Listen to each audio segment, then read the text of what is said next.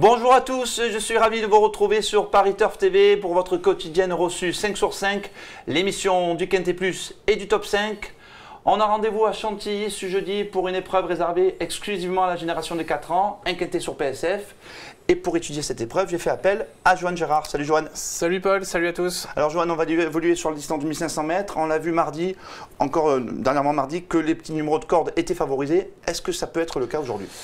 Pourquoi pas, après favoriser, oui et non, tout dépend de la tactique que vous devez employer. Et si vous avez un attentiste qui s'élance à l'extérieur, c'est dur de revenir. Après, si vous avancez un petit peu, on a vu la semaine dernière Max Lafripouille qui a gagné un quintet avec une corde extérieure, mais parce qu'il allait aux avant-postes. Donc moi, je ne m'attarde pas trop dessus. D'accord. On écoute votre sélection? J'ai placé en tête le numéro 8, Lugana, qui est en pleine forme et qui peut encore confirmer. L'As, Charpalo, tout en haut de tableau avec 60,5 kg. Puis le 4, Walek, qui a prouvé sa forme à Cagnes-sur-Mer.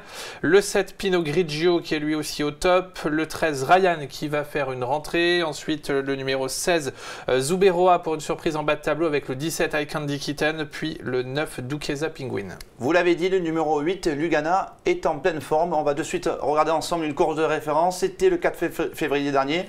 Ce jour-là, le temps était gris à Chantilly, mais ce n'est pas grave. Lugana s'en fout. Il va prendre la tête et la corde et il va se montrer dur et courageux pour résister à tous les assauts. Ouais, pensionnaire de Pia Brandt qui s'impose. Moi, j'ai bien aimé le style de cette victoire. Il était pénalisé de 2,5 kg pour ce succès, mais je crois capable de monter de catégorie. J'ai privilégié, vous l'aurez compris, les chevaux qui sont en forme. Quelques exception près. C'est pas évident. Non, c'est vrai. Lugana, alors ça va vous faire plaisir, s'élancera de la Stalle 1. Ah voilà, je vous ai mis dans mes pensées. Non, je pense que c'est un solide point d'appui. En plus, il va de l'avant, donc voilà, tout pour lui. On peut le placer très haut dans une sélection. On poursuit avec l'As Charpalo. Alors là, c'est pas le même niveau. C'est un cheval qui a été placé de listed race, qui participe à son premier handicap. Je pense qu'il est prêt à sa juste valeur. Oui, je pense aussi. Charpalo, j'ai bien aimé ces deux dernières sorties à Cannes. Tout d'abord, lors de son avant-dernière course, il a battu très nettement un certain Blue Canto, pensionnaire de Patrice Châtelain, qui a été pris en note 2 fois dans les grands handicaps, notamment à Chantilly où il était derrière, il est revenu bien terminé. Et ensuite, dans le prix Saunois, il était muni de hier pour la première fois, il s'est bien défendu, il a terminé juste derrière Il Segreto, qui a terminé deuxième du prix Altipan, une liste à Saint-Cloud samedi. Voilà, c'est un gros handicap ici pour Charpalo, je crois capable de bien faire. On l'aura compris, il a des lignes vraiment qui plaident dans sa faveur. Je vous propose d'écouter son jockey Maxime Guyon, qui le connaît par cœur. Pour lui, il ne craint ni l'opposition ni le poids. Maxime, on se retrouve dans un handicap 60,5, est-ce que ça vous fait peur? Non, non, c'est un cheval qui est très costaud, qui peut porter le poids sans problème. C'est assez normal qu'il ait ce poids-là d'ailleurs. Donc non, non, le poids ne fait pas peur. Avant coup, qu'est-ce qui vous ferait peur?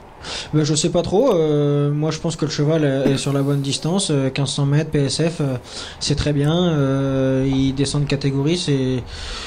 Comme on l'a dit, il venait de participer à l'arrivée de Listed, là il court quintet, donc voilà, je pense que tous les feux sont ouverts. Tous les feux sont ouverts, ça me plaît, c'est ce genre d'affirmation. Ils craignent de gain, comme on dit? Ils craignent des gains. Mettez le dégain, c'est un et.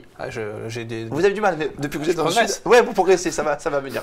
On parle maintenant du numéro 4, Walek. Alors c'est un cheval estimé à 3 ans, qui a participé à son premier handicap, et il a conclu 5e, mais ce jour-là, il avait vécu un cauchemar. 5e d'un quintet remporté par Tarachi. Un cauchemar, oui, c'est vrai que ça s'est pas forcément très bien passé, mais il s'est quand même très bien comporté. Je crois qu'il a appelé à réussir à ce niveau de compétition. Les mauvaises langues diront que l'accord de 15, c'est pas bien. Maintenant, c'est un cheval qui avance, qui va de l'avant, donc ça ne m'inquiète pas outre mesure. D'accord. Vous, ça ne vous inquiète pas, mais je crois que vous allez voir Philippe Saugorbe. Oui. Et un seul bémol, c'est cette fameuse corde 15, on l'écoute. C'est notre deuxième info terrain. Le numéro de corde peut être déterminant? Oui, parce que si on a un numéro qui se retrouve trop en dehors, le cheval n'aura pas de dos et risque d'être un petit peu allant et de manquer pour finir. Ça veut dire qu'à cette valeur, il les vaut? Il vient de me prouver qu'il les valait, donc c'est pour ça qu'on continue. Il est toujours en forme? Il est même mieux que la dernière fois. Pas de regret, Johan, on le garde quand même? Aucun. Même un corps de 15, on n'a pas peur? Oui. Oh, c'est ce serait bien pour trouver des excuses après la course. Voilà, on pourra dire, bon, mais il a déçu, mais c'était à cause de la corde de 15. Que dire du numéro 7, Pinot Grigio, qui lui aussi est au top de sa forme. Alors l'autre jour, bon, ça s'est passé comme dans un rêve, il a trouvé l'ouverture, et il a fait parler la classe. Ouais, voilà, un cheval qui a été a priori pris bien en dessous de sa valeur, de la valeur qu'il vaut réellement. Il était remonté de 5 kg depuis le début de l'hiver, ce Pinot Grigio, mais au top, entraînement aussi en forme. On a vu un peu le même profil avec Sir Medbury bien se comporter la semaine dernière, donc je fais confiance à ce Pinot Grigio. duo. L'accord de 13? Là encore, vous savez ce que j'en pense. Hein. Tout Voilà, le cheval est en forme, il a l'aptitude au sable. Je pense qu'il a le niveau d'une telle épreuve. Après, l'accord de 13, 11, 12, voilà, c'est le jockey, c'est son boulot de s'arranger, de lui donner le bon parcours. Comme je vous dis, moi, franchement, les numéros de corde, à part de très rares exceptions, je pense que 1600 mètres à Longchamp, ça tombe bien, il n'y a pas Longchamp cette année. Voilà. J'en tiens rarement compte. Ok.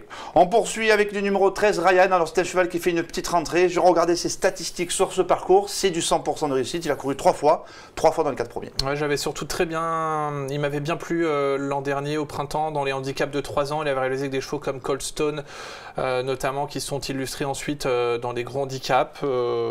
Voilà, ça me plaît. Je trouve qu'il a beaucoup d'atouts dans son jeu, ce Ryan. Ouais. Alors, il est en prix en quelle valeur il est pris lui? Ryan, il est en 36,5. Oui, ça vaut ça. Ouais, je pense. Il a la pointure. On parle maintenant de votre pépite du jour, le 813 Corina. Alors pourquoi Corina? C'est facilement, mais l'autre jour il est parti à Budapest et son ex s'appelait Corina. Vous avez travaillé la langue ce jour-là? Vous pouvez voir ça comme ça si vous voulez. En tout cas, j'ai bien aimé sa course de rentrée il y a quelques jours à Chantilly.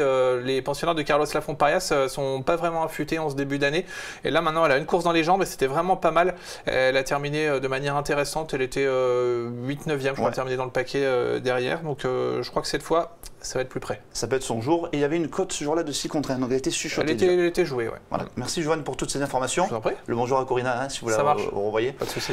Et demain, on a rendez-vous à Caen. Caen, c'est bien évidemment les trotteurs. Les trotteurs, on pense à Yann Degnaud. Et quand c'est pas Mathieu Mortagne, c'est Mathieu Le Valeur. Bravo, il est formidable. Je sais. Je l'adore. Merci beaucoup et à très vite sur Paris Turf TV. Ciao.